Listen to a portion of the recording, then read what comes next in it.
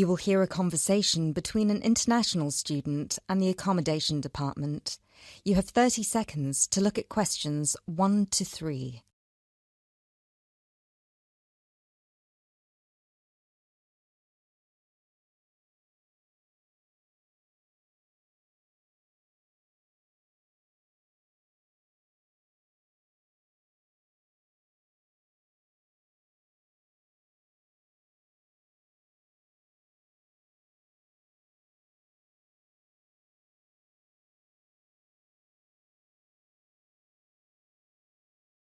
Hello, accommodation department. How can I help you?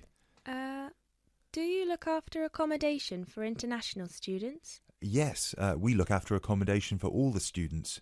Good. I hope you can help me then. I've only just been accepted onto a postgraduate course, and I want to know if there is any accommodation available from this September. I know it's very short notice. Yes, it is rather late, but I'm sure we'll be able to find you something. First of all, can you give me your name and student number so that I can find you on the system? Sure. My name is Maria Teresa Gonzalez. Maria Teresa Gonzalez. How do you spell that? Gonzalez.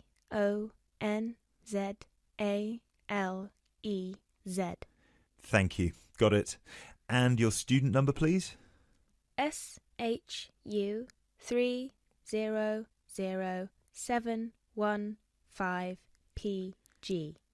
SHU 300715PG. Ah, here you are. Department of Modern Languages. Yes, that's me.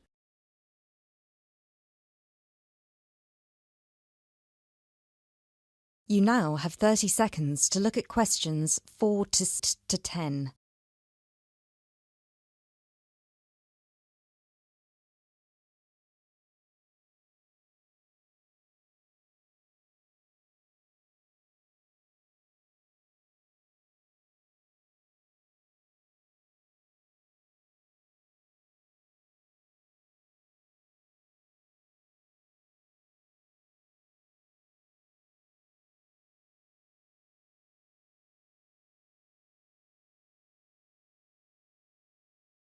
Okay, now there are several options for postgraduate students.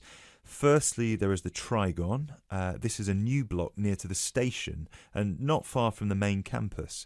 Accommodation is what we call cluster accommodation. What does that mean? There's a small group of rooms, usually 6, each with its own bathroom clustered around a lounge kitchen area which is shared. Oh, I see. That sounds good. They are very popular. The price for these is £99 per week, and we do have some availability left. However, for postgraduate students, there are other options. And what are they? There's another apartment block called The Cube, located near the west gate of the campus. Accommodation there is in 1 or 2 bedroom self-contained flats.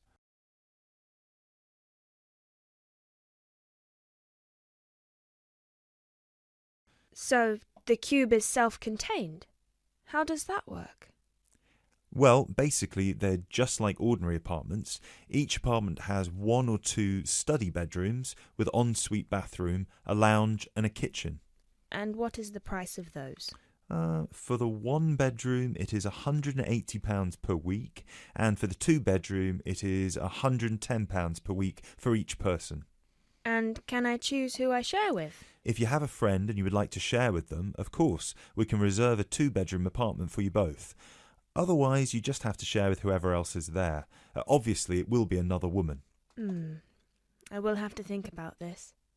Do I have to make a decision now? No, but we don't have much accommodation left, so I can't guarantee that there will still be availability if you leave it too long. Yes, that's fair.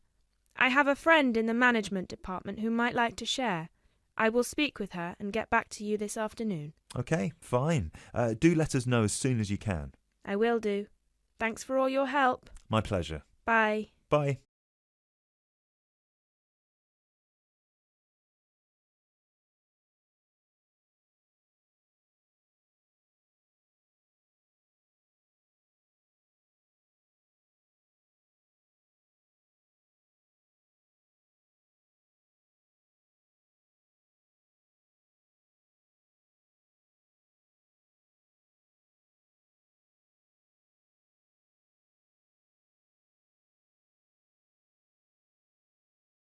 Now turn to Section 2.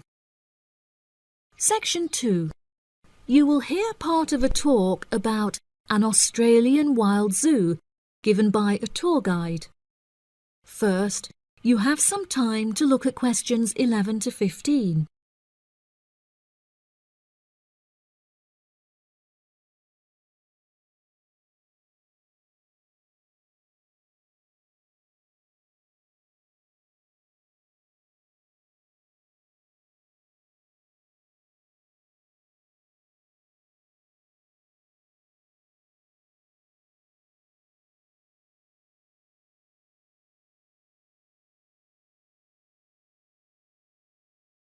Now listen carefully and answer questions 11 to 15. Good morning, everybody, and welcome to the Australian Wild Zoo. I would like to start by introducing you to the new features that we have added to our zoo in the recent renovation. Being the only zoo in the area, we receive thousands of visitors a year. We found that this huge footfall was too demanding for the facilities that we were able to provide, and so we decided to expand ourselves in order to give every visitor a brilliant and exciting experience. We initially intended to build a new dog walking area. However, we felt that the zoo should cater only to exotic animals. During our previous renovation, we expanded the exhibition centre, and so we felt that this time the zoo would benefit most from introducing a new batch of animals, so visitors can now see a whole range of new additions at the Australian Wild Zoo, including lions and bears. With this huge improvement to our facilities, we also found it necessary to change our regulations, which we put into action in June. We now allow visitors access to the zoo during weekdays, and as some of our newly added animals are nocturnal, guests may also now visit the animals late at night. Unfortunately, some visitors had started feeding the animals during these late-night viewing times, which disrupted their feeding pattern, and as a result, we had to ban food in the viewing areas. One of our most exciting additions to the zoo is our native kangaroo, who we have named Frisbee. For a fee of just $5, visitors can have their photo taken with him and have it printed onto a selection of items such as keyrings and mugs. At first, visitors were also allowed to feed Frisbee items that we provided, such as carrots and leaves. However, some guests started feeding him hamburgers and chips, so we were forced to forbid visitors from feeding him. As kangaroos are such calm animals, Frisbee isn't disturbed by the noises and shouting of visitors at the zoo, which has helped him to settle in at his new home very quickly. The pie dog zone has been permanently closed throughout the winter period to allow the dogs to hibernate as they would in their natural habitat. We were very excited to be reopening the zone. However, unfortunately, we have been forced to close it temporarily as the result of a broken fence, which will take about 1 week to fix. We were intending to renovate the zone with the other construction that we were undertaking, but unfortunately we did not have sufficient funds. We understand that this temporary closure may disappoint our visitors, and so we have decided to offer a discounted price on our tickets for the next week. If you ask at the reception desk, they will happily direct you to the photo shop where you can purchase the ticket. The ticket will also entitle you to a 10% discount off any item in our gift shop, where we sell a range of items including postcards and fluffy toys. Before you hear the rest of the talk, you have some time to look at questions 16 to 20.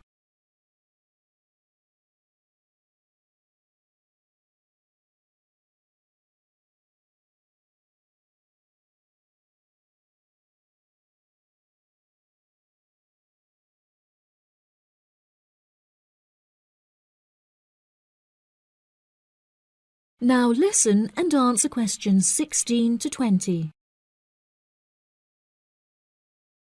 Now, we're currently standing at the gate, which is marked with the arrow on the map. Now, if any of you need to visit the toilets before we get started, they're right here to our left.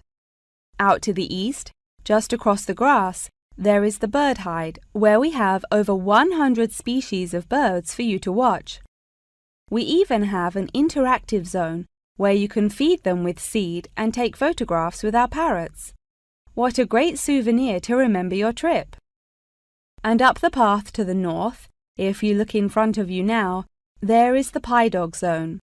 Although it is closed, if any of the dogs are playing outside, you will be able to see them through the fence. And then let's pass by the refuge. This area is a sheltered part for Brolga watchers, who can use it to spy through binoculars.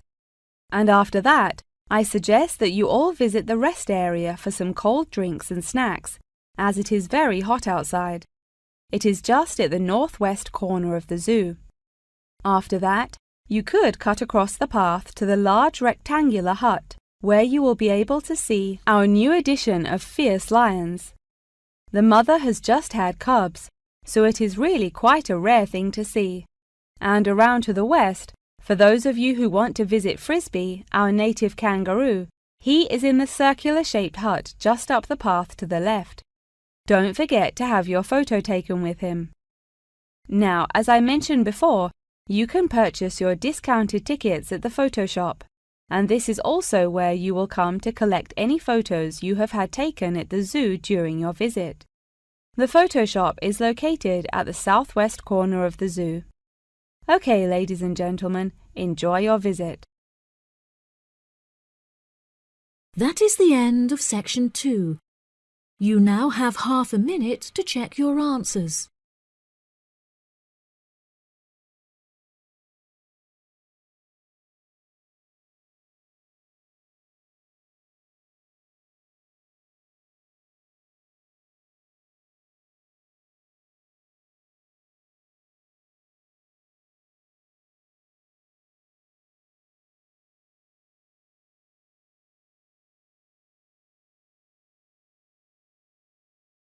Now turn to section 3. Section 3. You will hear two students called Jane and Mark talking to their tutor about the project assignments for their senior thesis. First, you have some time to look at questions 21 to 23.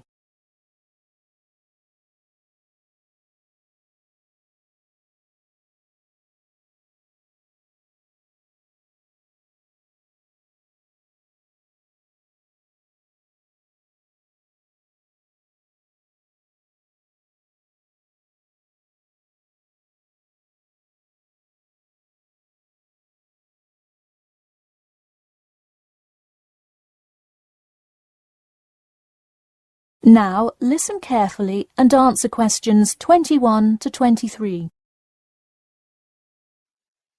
So, you were both given your project assignments for your senior thesis today, right? Yes, and we already have to submit our topics next week. But how could they give us a grade this soon? No, next week's due date will not be counted towards your final grade. The teachers are just going to read your topic and give you feedback. Oh, I see. So first we should come up with our topics, and then what? Well, once you know what you want to study, you need to think about how you'll study it. You need to decide on your research methods. The methods will be the main part of your paper. What about the results section? Well, I can give you feedback on that, but you will be the one carrying out an experiment, and thus will have to produce the results on your own. What I would like to do today is practice writing research papers before you even begin your report. I'll give you samples of old data from past experience, and you can practice writing results and drawing conclusions. I think that would be really helpful. Yeah, it sounds like a lot of extra work, but I'm sure it would make our actual project easier. You're exactly right. So let's get started. First, let's try this simple experiment on fruit flies. Read the information and then take 25 minutes to summarize a results and conclusion section. That's really important. Pay attention to the time limit. Okay, does it still have to be 6,000 words? No, don't worry about that. What if we get off topic? I wouldn't worry too much. You'll have so much information to write about that it should be easy to stay on topic. Before you hear the rest of the talk, you have some time to look at questions 24 to 30.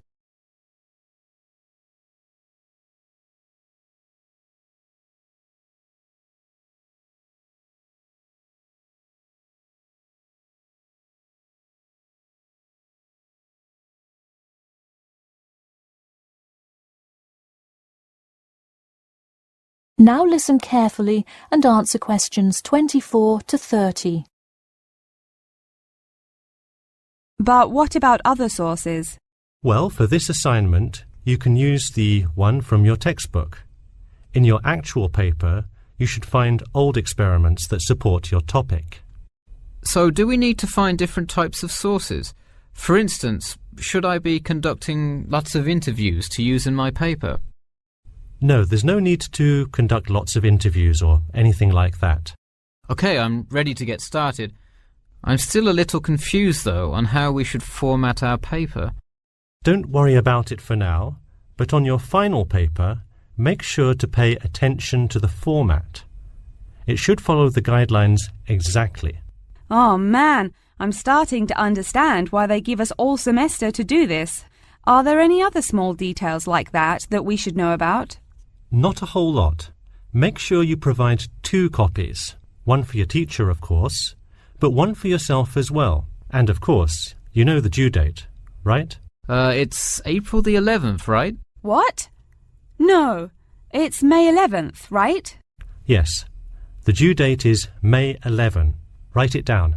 Oh, wow, yeah, I need to note it. Also, I'm having trouble finding information on my topic. What if I can't find enough good sources? It's all right to change your topic. Just make sure to do it before the beginning of April. Oh, really? Wow, I'm definitely going to change it then. Just make sure to write a note to your teacher, letting him or her know. OK, so getting back to writing this sample paper, where do we start? Should I just explain the experiment and what happened? Well, you need to start with your hypothesis, what you think will happen, and then describe your procedure. Then you can write up the results and your conclusions. Oh boy, I don't know if I can handle any more instructions. That is the end of section 3. You now have half a minute to check your answers.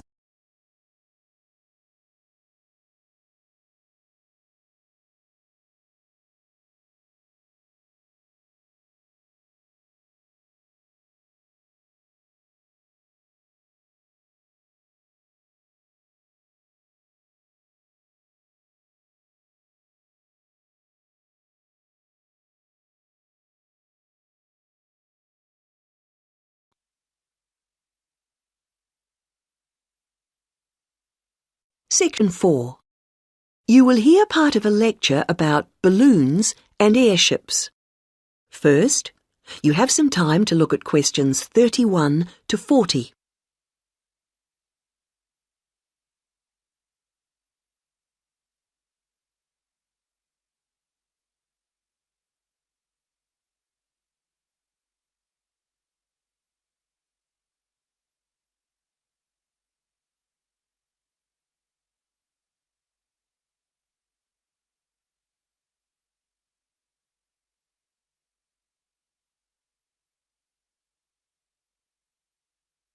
Now listen to the lecture and answer questions 31 to 40. Now, balloons and airships are worth consideration because while on the one hand they represent humans' first successes at air flight, after centuries of less than successful theory and experimentation, they also, on the other hand, continue to be used today. We may have appeared to have moved on to jet planes and space rockets, but you can still see these more primitive flyers in the skies. OK, gas balloons first. France saw the first balloon flight in 1783, and this began a process of development. By 1862, In the Civil War in the United States, we find Thaddeus Lowe replacing spies with balloons to go behind enemy lines. The success of this led to the continued use of balloons in peacetime, and they were employed in the creation of maps. And such applications continue to this day, with balloons assisting in increasing our knowledge and understanding of the world we live in. Unmanned balloons are still widely used to collect data to inform scientific research of various kinds. You'd be surprised at how much they contribute. All sorts of instruments can be mounted in a balloon, and ongoing investigations into climate benefit from the information that can be gathered from a flight. Well, that's gas balloons. Now, the increase in the popularity of ballooning as a sport or leisure activity has been mainly due to the development of the modern hot air balloon, being cheaper and safer than the gas balloon. Heating air, rather than using potentially explosive gas, is what makes these rise, although the process doesn't generate as much lift as with gas balloons. But this is a small price to pay for its other benefits, and this type of balloon is no doubt here to stay.